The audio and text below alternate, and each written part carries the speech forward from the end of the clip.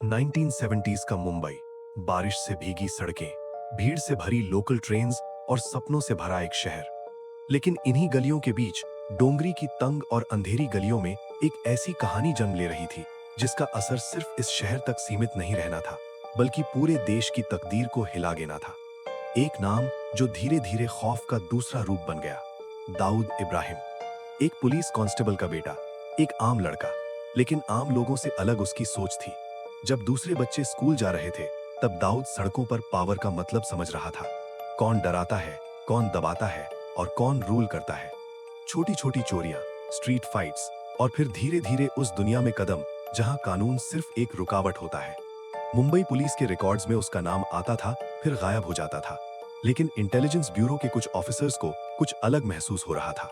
उनके पास कुछ scattered inputs आ रहे थे कि ये लड़का सिर्फ क्राइम नहीं कर रहा, ये सिस्टम समझ रहा है और शायद एक दिन उसे कंट्रोल भी करेगा। 1980s के आते आते मुंबई का अंडरवर्ल्ड अपने पीक पर था, स्मगलिंग का गोल्डन एरा। और इस दौर में दाऊद ने अपनी पहचान बनाना शुरू की। उसने अलायंसेस बनाए, फिर तोड़ दिए, राइवल्स को सिस्टमैटिकली हटा दिया और धीरे धीरे एक नाम उभरने लगा, डी कंपनी। ये सिर्फ एक गैंग नहीं थी, ये एक नेटवर्क था।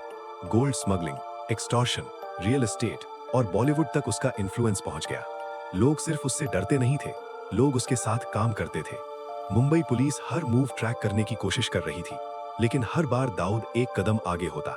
फिर एक दिन बिना किसी वार्निंग के दाऊद इंडिया छोड़ देता है, दुबई। ये भागना नहीं था, ये एक कैलकुलेटेड शिफ्ट था। रॉ ने इस मूवमेंट को क्लोजली मॉनिटर किया। उन्होंने देखा कि दुबई से दाऊद ने अपना नेटवर्क इंटरनेशनल बना दिया। हवाला चैनल्स एक्टिवेट हुए, नए कॉन्टैक्ट्स बने और डी कंपनी एक ग्लोबल सिंडिकेट में ट्रांसफॉर्म होने लगी। आईबी के पास कुछ सिग्नल्स आने लगे, अनयूजुअल कॉल्स, सस्पिशियस मूवमेंट्स, लेकिन पिक्चर अभी भी क्लियर नहीं थी। और फिर आता है वो दिन, 12 मार्च 1993। मुंबई एक के बाद एक धमाकों से कांप उठता है। Bombay stock exchange, hotels, public areas, हर जगह ब्लास्ट। लोग भाग रहे हैं, चीख रहे हैं, धुआं पूरे शहर को ढक रहा है। मुंबई पुलिस तुरंत एक्शन में आती है, इन्वेस्टिगेशन शुरू होती है और धीरे धीरे एक पैटर्न सामने आता है। ये रैंडम नहीं था, ये प्लान्ड था, कोऑर्डिनेटेड था और हाईली ट्रेन्ड एग्जीक्यूशन था। रॉ और आईबी दोनों को इन्वॉल्व किया जाता है, इंटेलिजेंस इनपुट्स को जोड़ा जाता है और फिर एक नाम फिर सामने आता है, दाऊद इब्राहिम। इन्वेस्टिगेटर्स को पता चलता है कि ये ऑपरेशन महीनों से प्लान हो रहा था। आरडीएक्स यूज हुआ, जो आम क्रिमिनल्स के पास नहीं होता। इसका मतलब था इंटरनेशनल लिंक। रॉ के कुछ इनपुट्स इस बात की तरफ इशारा करते हैं कि दाऊद ने अपने नेटवर्क के साथ बाहर के एलिमेंट्स के साथ मिलकर काम किया। अब ये सिर्फ क्राइम नहीं था, ये नेशनल सिक्योरिटी थ्रेट था। इंडिया दाऊद को मोस्ट वांटेड डिक्लेयर करता है, इंटरपोल नोटिस इशू होता है, लेकिन दाऊद फिर गायब हो जाता है। रिपोर्ट्स आती हैं कि वो कराची में है। इंडियन एजेंसीज के पास इंटेलिजेंस इनपुट्स होते हैं, लेकिन हर बार एक डिप्लोमैटिक वॉल सामने आ जाती है। रॉ और आईबी सालों तक उसके नेटवर्क को डिकोड करते रहते हैं। हवाला ट्रांजैक्शंस ट्रेस होते हैं, उसके एड्स आइडेंटिफाई होते हैं और तब एक और शॉकिंग चीज सामने आती है।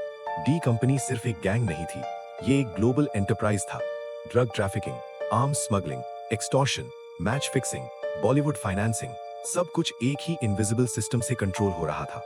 मुंबई पुलिस के लिए ये एक एंडलेस चेज बन गया, आईबी के लिए ये एक इंटेलिजेंस पजल, रॉ के लिए ये एक इंटरनेशनल शैडो वॉर।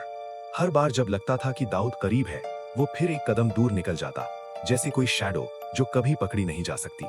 टाइम के साथ गवर्नमेंट्स बदली, स्ट्रैटेजीज बदली, लेकिन दाऊद का नाम लिस्ट से कभी नहीं हटा।